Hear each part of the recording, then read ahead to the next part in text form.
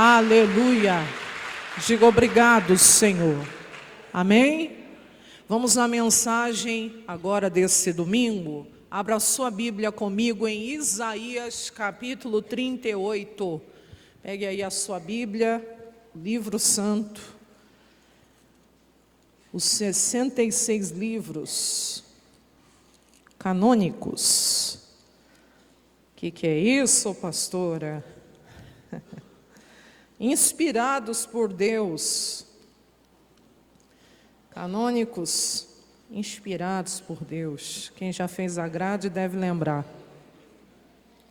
Quem lembra? Quem já fez a grade aqui? Academia Teológica da Graça de Deus.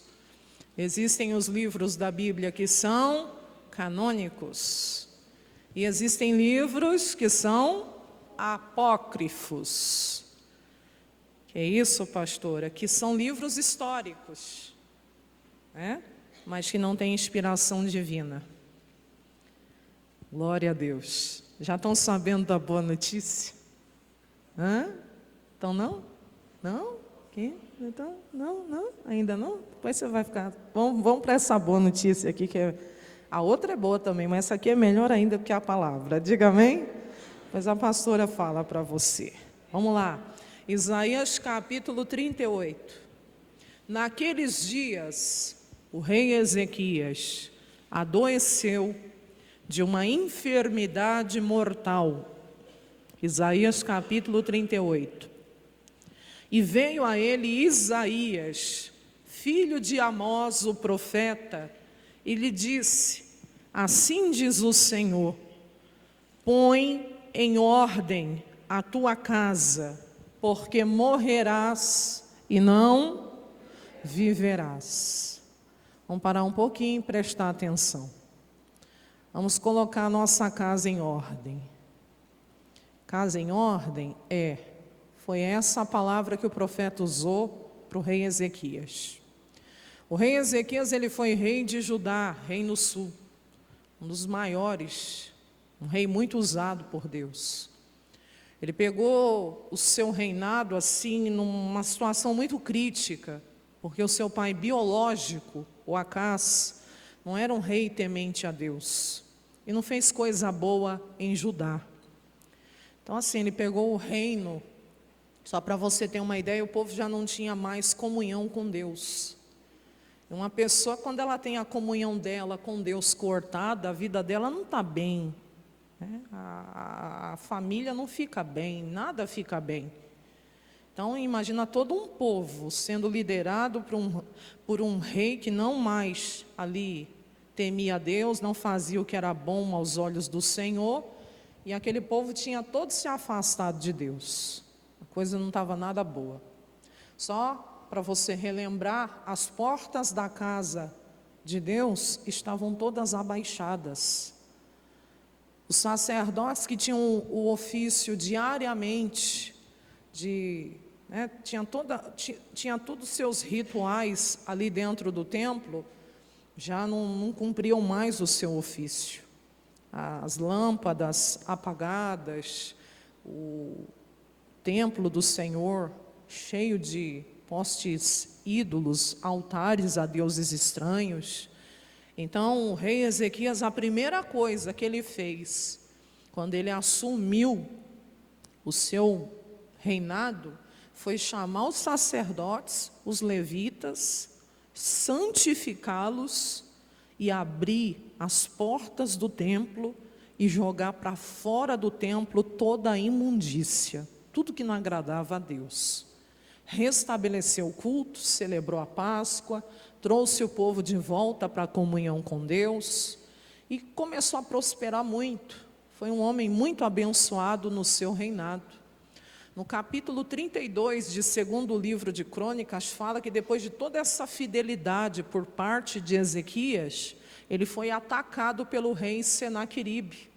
E eu não sei se você viu esses dias atrás, os achados arqueológicos que fala, não sei se você viu, em referência a isso. Essa batalha realmente ocorreu.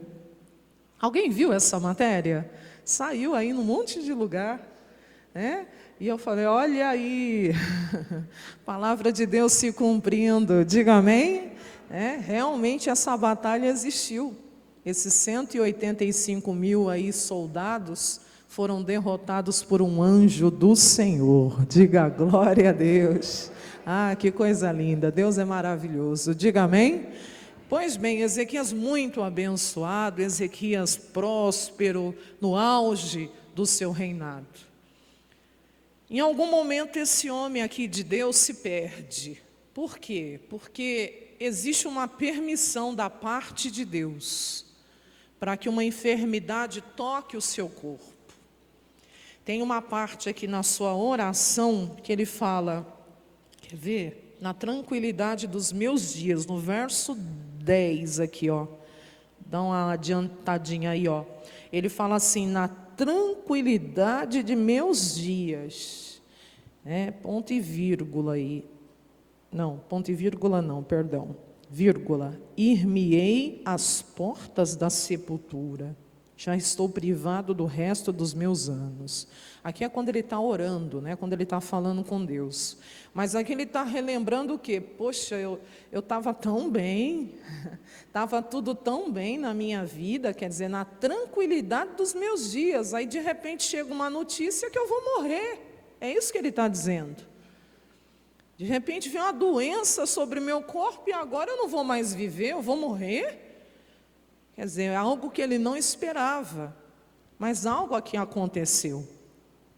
Para Deus ter permitido isso acontecer, e nada acontece por acaso na nossa vida, nada acontece por acaso. Deus sempre vai nos trazer um ensinamento com tudo que acontece. Ouça isso. Ele está agora enfermo, volta aí para o versículo 1, adoece com uma doença mortal, e lá vai o profeta Isaías fazer uma visita na casa real, na casa do rei. Quando você lê isso daqui, você pensa assim, bem, se um membro está doente, a pastora ou o pastor da igreja vai visitar, o que você espera? Que ele vai orar para aquela pessoa ser curada. Ela vai orar para aquela pessoa ficar boa. Mas não foi o que aconteceu. O recado foi duro.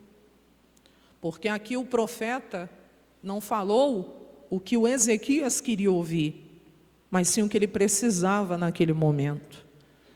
Às vezes o remédio é amargo, mas é o que a pessoa precisa. Ô pastora, o profeta foi bem claro. Ele entra e ele fala assim, Deus me mandou aqui, assim diz o Senhor, é para você colocar a sua casa em ordem, porque você vai morrer, rei, você não vai mais viver. O profeta vira as costas e vai embora. Eu falo, talvez eu não suportaria. Imagina, eu estou ali acamado e alguém vem me visitar, eu estou esperando uma palavra de consolo, uma palavra de ânimo, uma palavra de cura. E vem uma cajadada dessa. Para, como se diz, pastora, nos dias de hoje, o que a gente está vivendo, que não se pode falar mais nada. Tem gente que já ia sair, onde já se viu. Profeta mal educado, profeta insensível. Quem está entendendo? Fala assim, Senhor Jesus, fala o que eu preciso ouvir e não o que eu quero ouvir. Mas você está pronto para ouvir? Que às vezes o que Deus tem para lhe falar é algo duro também, como foi com o rei Ezequias. E às vezes também não. Mas sempre peça a Deus, não fale o que eu quero, mas sim o que eu preciso. E às vezes eu quero, ser massageado no meu ego, mas o Senhor sabe o que eu preciso ouvir. Quem está vivo nesse culto, diga amém. Verso 2.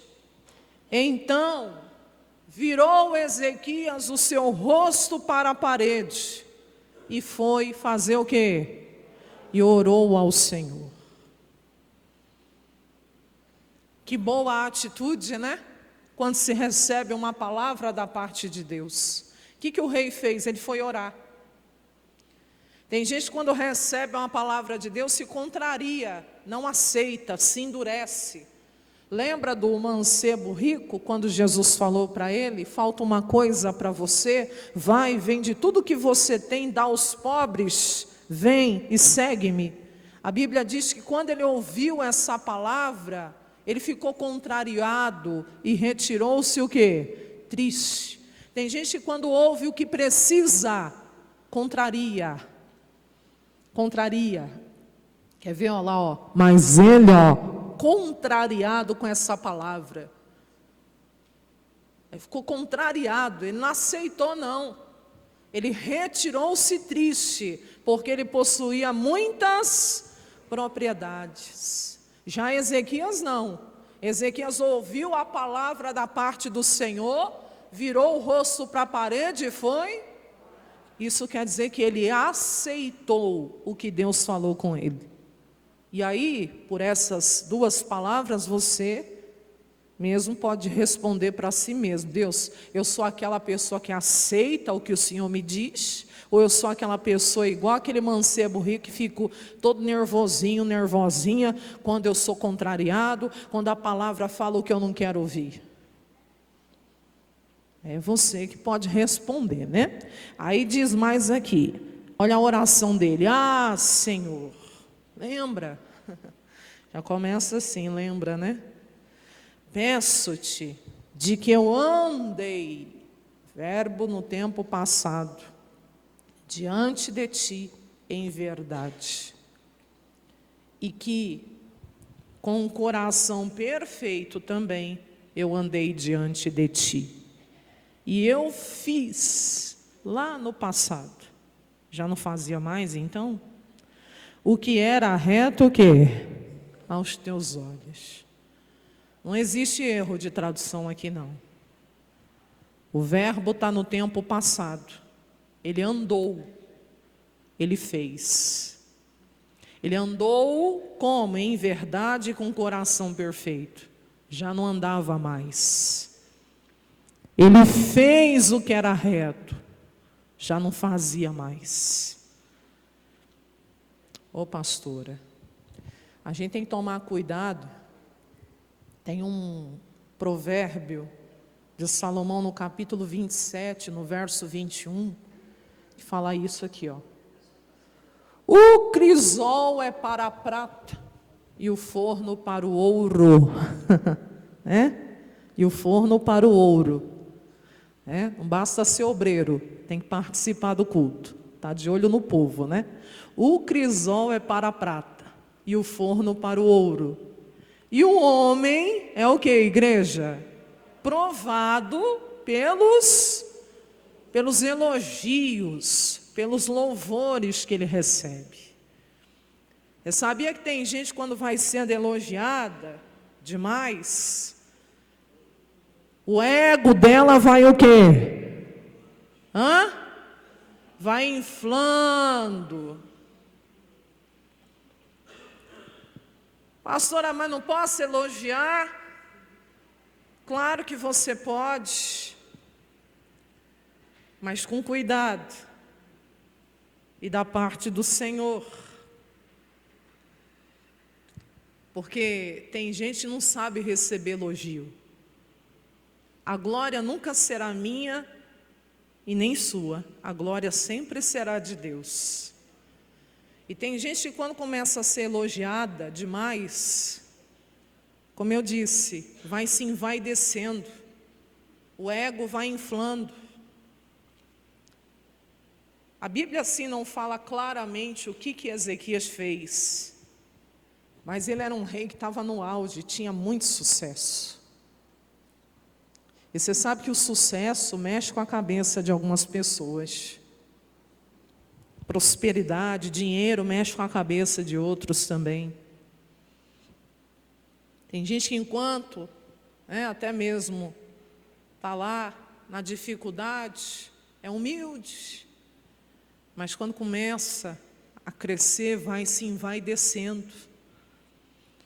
Não é à toa que a palavra diz que a soberba, o orgulho no nosso coração precede a nossa queda. Então a gente tem que vigiar muito o nosso coração para uma coisa dessa não estar dentro da gente.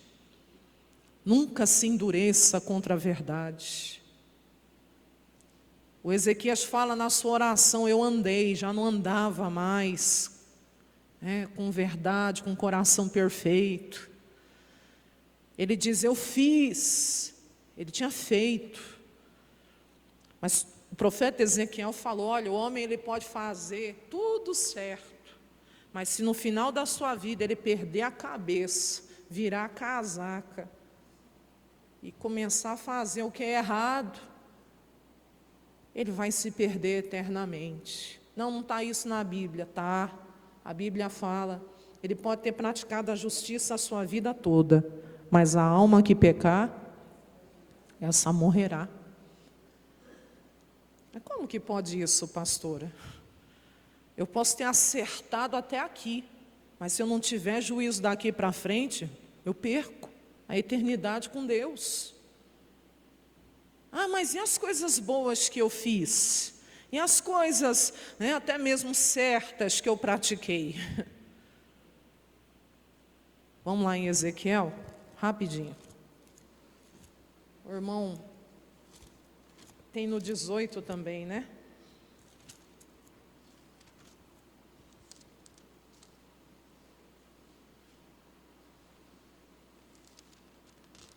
Você achou no 3? Quando fala...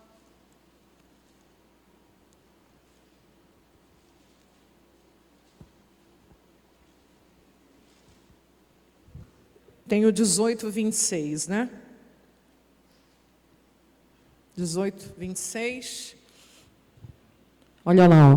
Desviando-se o justo da sua o quê?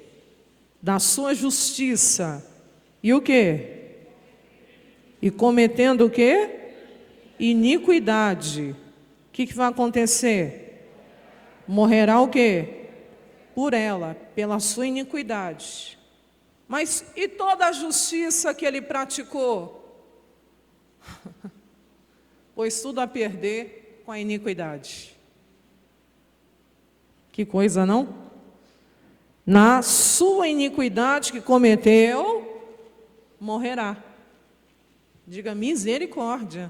Está vendo? Você não pode perder o juízo. Eu servi a Deus 30 anos da minha vida com santidade, com fidelidade. Se eu perder a cabeça depois desses 30 anos e começar a pecar e morrer no pecado, pastora, mas aí e os 30 anos que eu fiz tudo certinho não vão ser considerados?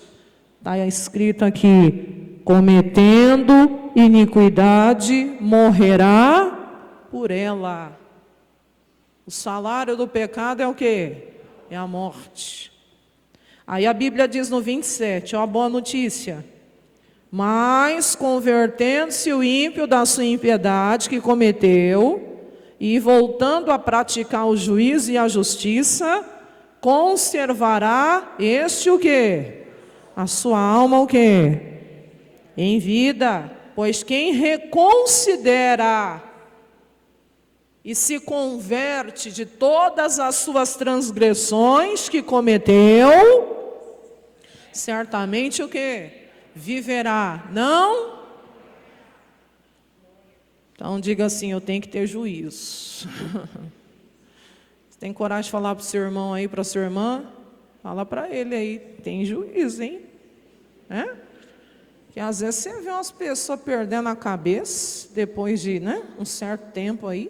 Meu Deus, como que pode? Não tem juízo não? Tem que ter juízo. Diga amém? Volta aí para a palavra do Senhor. Aonde, pastor? Isaías 38. E o finalzinho do verso 3 diz que depois que ele falou tudo isso para Deus, ele começou a chorar muitíssimo. Eu não tenho dúvida aqui que o Espírito de Deus o convenceu. Sabe aquela hora que você está orando, você já não tem mais palavras para dizer e você só chora? Não sei se você já teve essa experiência com Deus. Tem oração que você vai fazer com Deus, você fala. Aí chega um momento que você não tem mais nada para dizer, você só chora.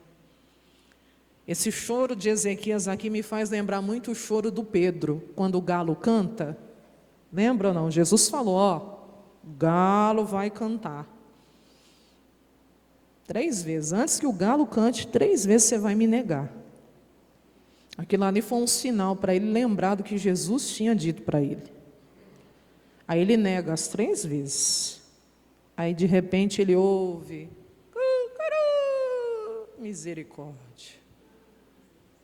E a Bíblia diz que ele começa a chorar o quê? Amargamente. Sabe aquele choro, meu Deus, o que eu fiz? O Senhor me avisou. O Senhor me disse. Sabe aquele choro, o que eu fiz? Eu neguei o meu mestre.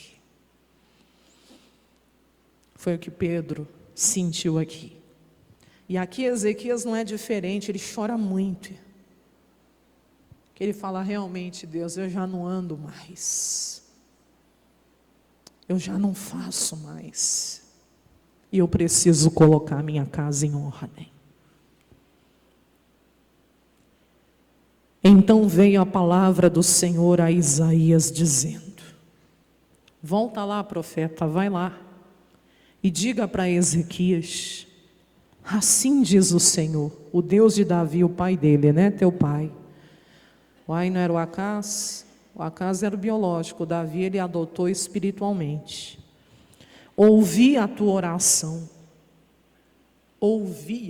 oração, as tuas palavras, o que você disse, e também vi o teu choro, eu vi as tuas lágrimas foram sinceras, foram verdadeiras, diga amém? E eis que eu vou acrescentar aos teus dias 15 anos. Ai, Deus mudou de opinião, pastora? A oração que Ezequias fez, Deus não muda, pastora. A oração que Ezequias fez foi uma oração tão sincera, que ele conseguiu tocar o coração de Deus. Ao ponto de Deus falar, olha, esse homem realmente se arrependeu de verdade. Ele colocou a sua casa em ordem. Eu vou dar mais uma chance para ele. Sabe o que Deus está mostrando? Que ele é extremamente misericordioso. Deus é misericordioso. A pessoa pode ter ido longe demais, mas se ela se arrepender dos seus maus caminhos, Deus não só vai perdoá-la dos seus pecados, como ainda vai lhe dar a chance de ser uma bênção nessa terra. O próprio rei Ezequias, vamos para o capítulo aí, é o 38 ainda, só que o versículo é o 17. A oração dele começa logo depois, né? Quando, no versículo 9 começa o cântico dele. Mas a pastora vai adiantar aqui por causa do nosso horário também. Diz assim, eis que para minha paz, ele alcançou a paz novamente. Você que pensa, será que novamente eu vou ter paz na minha vida? Será que eu vou desfrutar de saúde? Será que eu vou ver minha família toda unida, salva, servindo a Deus? Será que eu vou desfrutar de paz no meu espírito? Poder deitar minha cabeça no travesseiro, não ter nada me acusando, não ter nada me perturbando? A Bíblia diz que ele alcançou a paz novamente. Quando uma pessoa se converte de verdade, se arrepende de verdade, com certeza ela alcança a paz, que só Jesus Cristo pode dar. O mundo jaz no maligno, Mas a perturbação que existe no mundo não vai conseguir tirar a paz de Deus que habita dentro do seu coração. Você pode ter certeza disso, mas depende de você. Tem gente que carrega uma culpa tão grande dentro dele, dentro dela, que enquanto eu não falar tudo que tem que falar, chorar, se humilhar debaixo da potente mão de Deus, Deus não vai novamente trazer essa paz que essa pessoa tanto almeja no seu coração. Eu até preparei Tiago capítulo 4, no versos 8, 9 e 10. Você pode anotar. Aqui ele diz: chegai-vos a Deus. Tem gente aqui que está longe, chega para perto. Volta, chega perto de Deus novamente. Deus não é um Deus bravo que está com um chicote na mão e que vai te castigar por aquilo que você fez. Ele está dizendo: chegai-vos a Deus. Olha lá, e Ele se chegará o quê? A vós. Para Deus se chegar a você, primeiro você tem que ter a atitude de se chegar o quê? A Ele. Entra no seu quarto lá, fecha a porta, pega a sua Bíblia e diz: Deus, eu estou aqui. Eu estou me achegando ao Senhor. E olha, eu nem sei muitas palavras como eu vou falar com o Senhor, mas em nome de Jesus, porque é por Ele que eu me achego a Ti, eu estou aqui. E eu só sei dizer que eu preciso muito do Senhor. Minha vida está uma bagunça, ou que meu casamento, ou que as minhas finanças, ou que a minha saúde, ou você coloca lá diante de Deus que tem que colocar, e eu preciso muito do Senhor. E eu tenho feito umas coisas que o Senhor não se agrada, eu tenho clicado nos lugares aí que o Senhor também não se agrada, ou eu tenho falado, eu tenho pensado, eu tenho desejado, eu tenho praticado. Mas tua palavra diz que o Senhor derramou o sangue, Jesus derramou o seu sangue para me perdoar. Então, Senhor, eu preciso muito do seu perdão, me perdoa. Chora se for preciso. Quem está entendendo, diga amém. Mas se achegue a Deus. Se achegue a Deus. Que a Bíblia diz que Ele se chegará a vós. Deus ouve oração sincera. E aí Ele diz: limpa as suas mãos, ó pecador. Se as mãos estão sujas, estão praticando o que não devia, limpa essas mãos. E você de duplo ânimo, uma hora eu sirvo a Deus, outra hora, que saco para a igreja, em misericórdia. Ei, purifica o teu coração. Uma hora que você diz: eu perdoo essa, não, agora não perdoo ninguém mais não. Ei, não, decide. Duplo ânimo. Uma hora é uma coisa, outra hora é outra. Fala uma coisa, depois está falando outra. Deus está falando: purifica teu coração. Você põe a casa em ordem também. Porque aí, olha que bonito, ó. Sente as vossas misérias. Irmão, o que é a gente? O que é a minha vida? O que é a sua vida? Claro que nós temos valor para Deus. O preço pago por nossa vida foi muito alto, mas o que é o ser humano? Tem gente tão vaidoso, tão vaidosa, porque eu faço, eu aconteço. Meu Deus do céu, se não fora o Senhor, o inimigo na sua ira já teria nos consumido. Salmo 124. Mas é Deus que quebra o laço, é Deus que nos livra das mãos do inimigo. Por isso que a gente está aqui.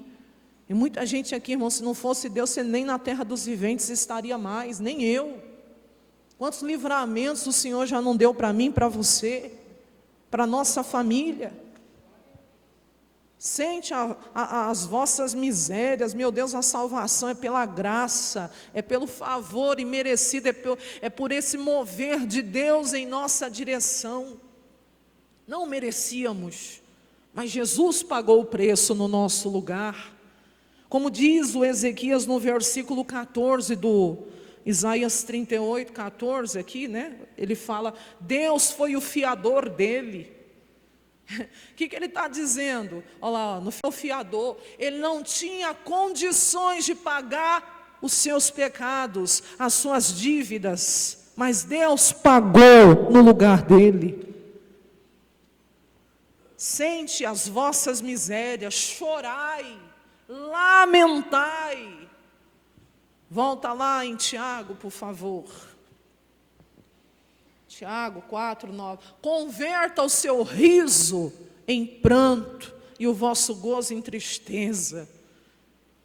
No sentido de se arrepender dos seus maus caminhos. Vou largar essa prática de adultério, essa prática de prostituição, essa prática demoníaca que está cada dia mais me levando para o inferno, para a perdição.